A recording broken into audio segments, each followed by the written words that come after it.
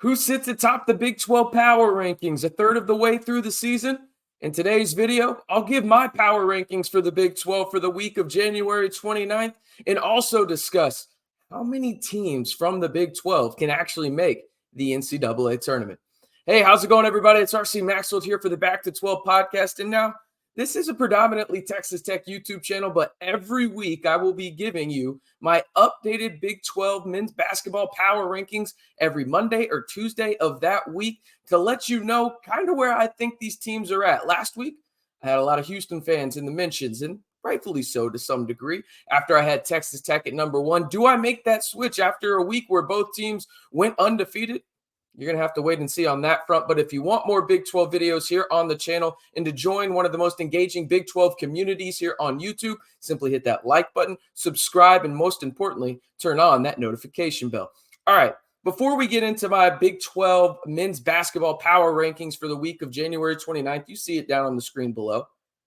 Is the Big 12 the toughest college basketball league in America right now?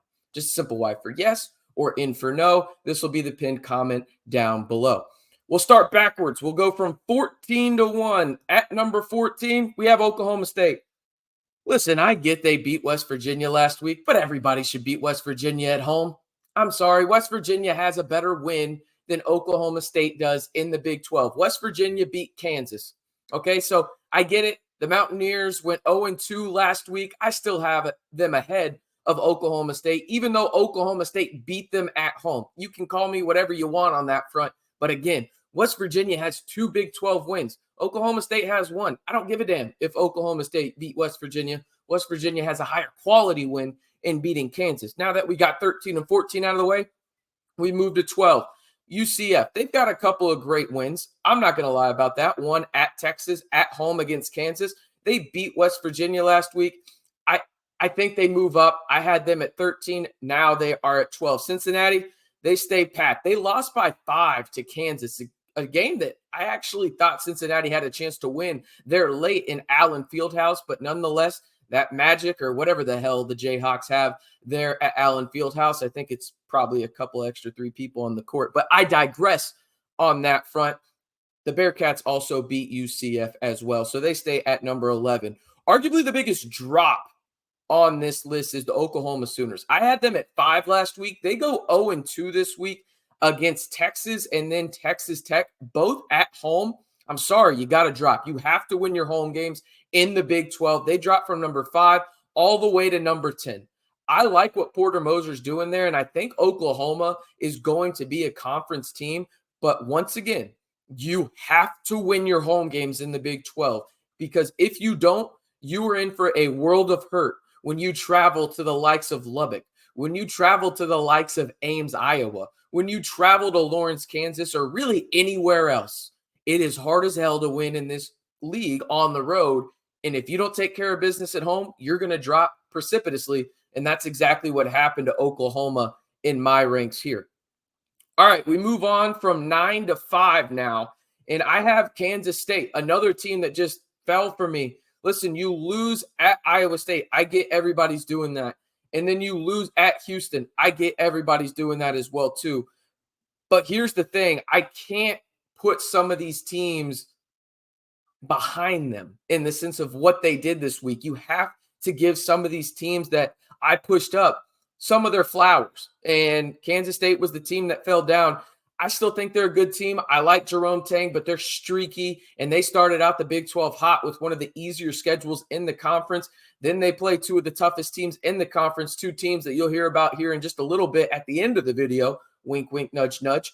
But Kansas State falls to number 9 this week for me. Baylor falls from 6 to 8. They're on a 3-game losing streak in the Big 12. They lost at home in their only game last week to TCU in a triple overtime thriller. Game of the year by far in the Big 12 so far. Also, this doesn't come into my rankings, but Baylor, please, from every Big 12 fan that has to watch their favorite team play there at your new pavilion, which is great, by the way. It looks phenomenal. Please fix the camera angle. The camera angle is awful. Just please figure it out. I get it. It's the first year opening of the arena. You got to work some kinks out, but please fix it quickly because that camera angle is god-awful. I mean, god-awful. From every Big 12 fan out there, please fix it. Just please fix it and make it better. All right, we move on. Sorry for that tangent. Number 7, Texas. I had them at 9 last week. They move up to number 7. Even after going 1-1, they beat number 11, Oklahoma. Not even beat their rivals. They dominated. I mean, they won by 15 points on the road, and then they go out to BYU. Also, the whole horns down thing, we got to chill the hell out with that in the sense of you cannot be getting butt hurt if you're Texas with the horns down. Stop it. If you can do the horns up when you score, people should be able to do the horns down. It's that simple. I thought the t-shirt creativity from the BYU fans with the horns down, spelled out and all, because some schools out there will mess that up. I'm not trying to throw any shade at anybody, but you know what'll happen. Good for them. They should have kept it on. And for Coach Pope to literally go out there and apologize for that, soft. I'm sorry. Keep it up. Keep it up. Everywhere the Longhorns go, you should see something horns down related. I'm sorry, because again, if you can put the horns up, everybody should be able to put the horns down. It's that simple. Okay? Stop being so butthurt about it, Texas. Man, I'm going off on some tangents today. Hopefully y'all like this. Speaking of BYU, they come in at number 6. Listen, they lost at Houston. Everybody's going to. Everybody's going to lose at Houston this year. There's just no way they lose at home. It's crazy down there. But then they beat Texas. So that's why they are ahead of the Longhorns. It's interesting, though, when you look at who I could have put at the 4-5 spot, because I think there's clearly a top 3 right now in this league. But at 5, I decided to go with the TCU Horned Frogs. I thought they had a great week. 2 road victories. They won at Oklahoma State. I get it. Not the best competition in terms of the Big 12, but they also won at Baylor in that triple overtime thriller that I mentioned. They moved from 10 to number 5. The job that Jamie Dixon's crew did last week I thought was great, and they needed some flowers, so they move up all the way to number 5. Now, one more time, let me know down in the pinned comment below, is the Big 12 Conference the toughest men's basketball league in America? Just a simple Y for yes or in for no. And while you're at it, you might as well like the video, hit that subscribe button and notification bell to stay in the know on my weekly Big 12 men's basketball power rankings throughout the whole season.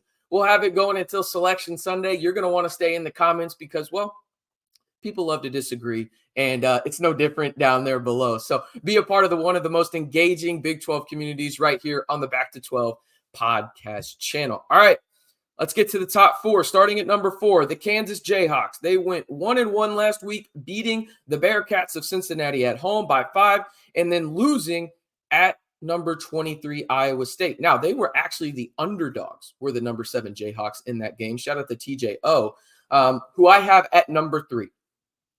The job that he has done is just, I think it goes really to the side. Like, people don't realize how good of a job TJO has done at Iowa State. I mean, he took over a program that was, pardon my language, in the shitter.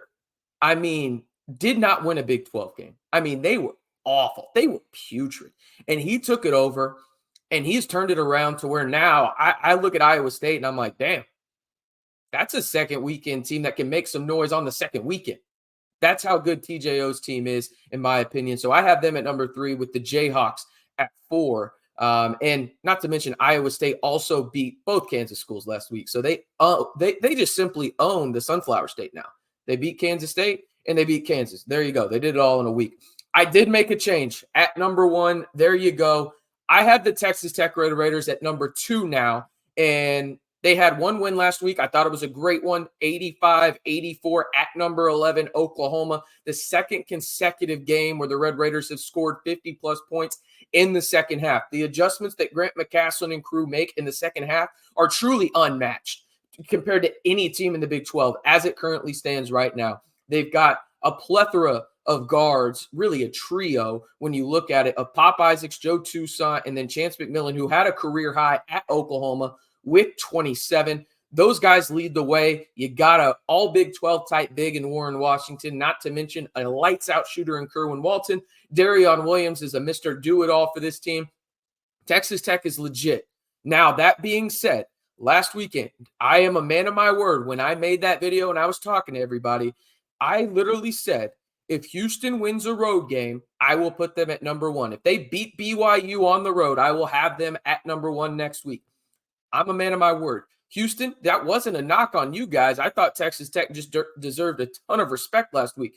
Y'all deserve the respect this week and the number one spot. Y'all flip to Texas Tech and Houston. I have the Cougars at number 1 after their win at BYU, a number 21 BYU team that was a top 10 defensive team. Houston goes in there and wins that one, albeit nail biter. A win's a win on the road. That's how I view it. And then, of course, they played a home game, so you know that they absolutely dominated whoever they played. So, again, let's run it back real quick on this one. I have Oklahoma State at 14 this week, West Virginia 13, UCF 12, Cincinnati 11, Oklahoma falls from 5 to 10 this week, Kansas State falls from 3 to 9, and then you've got Baylor at 8, Texas at 7, BYU at 6, TCU at 5, Kansas at 4, Iowa State at 3, the Texas Tech Red Raiders at 2, and for this week, January 29th, the Houston Cougars take the number 1 spot in my Big 12 Power Rankings. Let me know down in the comments below who I have too high, who I have too low for this specific week. As always, I will have another Big 12 Men's Basketball Power Rankings video out here on the channel for next week. We'll be in February, not too far away, about what?